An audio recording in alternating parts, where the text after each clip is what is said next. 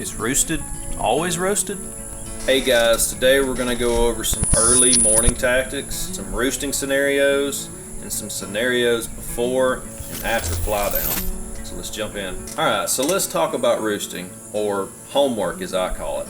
Homework being going out, scouting, find the turkeys, where they're at, where they're hanging out at naturally, and roosting one in the late evening. A great way to do so is using a locator call. I personally like to use an owl call. Here's an example of us using our cadence owl call to roost a turkey in the evening.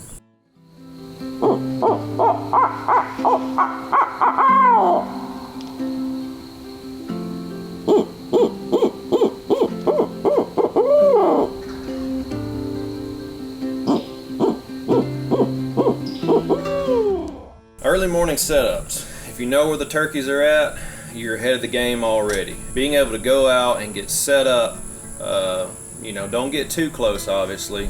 I like to stay personally 100 to 75 yards away from a roosted gobbler. I don't like to get too close because it traps me into not being able to do anything, which could be moving, calling, or whatever. But if you know where the turkeys are at, then you're ahead of the game. I personally like to go out, get set up to where I know that the turkeys are naturally going to go in the mornings to feed. And just know, as far as calling goes, if you can see that turkey, he can probably see you as well. So very soft stuff, very soft tree yelp, stuff like that. Don't do too much. Mainly if you're 50-60 yards from a roosted gobbler, you're going to just want to sit still and hope luck's on your side and he pitches out towards you. But again, if you're set up to where they're naturally going to go and naturally going to feed towards the hens, ideally you're set up in between him and the hens if he doesn't have hens roosted with him. But ideally you want to be set up in that location to where you don't have to do literally anything. He pitches out right into your lap and you're able to seal the deal first thing in the morning. I've always said, as a turkey hunter, be patient. Your own turkey time. They're not in any kind of hurry. So let's say you find a gobbler and he's got hens all around him. His hens pitch out, he pitches out to the hens. Hopefully in this case you've gotten to where they're naturally going to feed and go towards, and they just naturally come within range. You're not going to call that mature gobbler off those hens. You're not going to call them off the real thing. So really doing no calling to very little is the best thing you can do in that scenario. Let the jet. It's hot out here. It's hot. Best case scenario is you find a lonesome gobbler on the limb, no hens with him, and he's just sitting up there hammering away.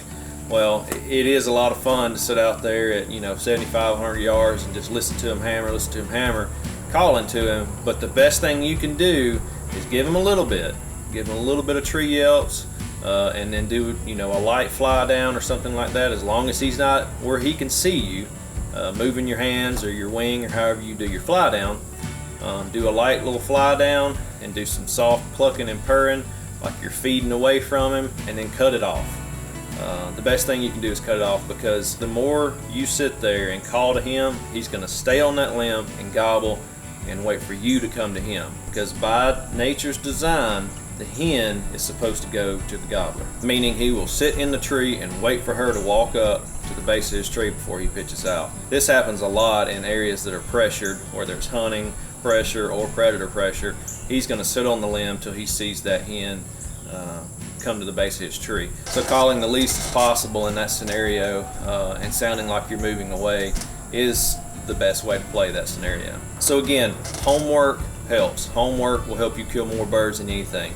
Going out, finding where the turkeys are naturally feeding at, where they're roosting at, and a wise turkey hunter once said the easiest way to kill a turkey is be where he wants to be naturally, or be where he's going to go naturally. So homework is key. So this is just a few scenarios about roosting a gobbler.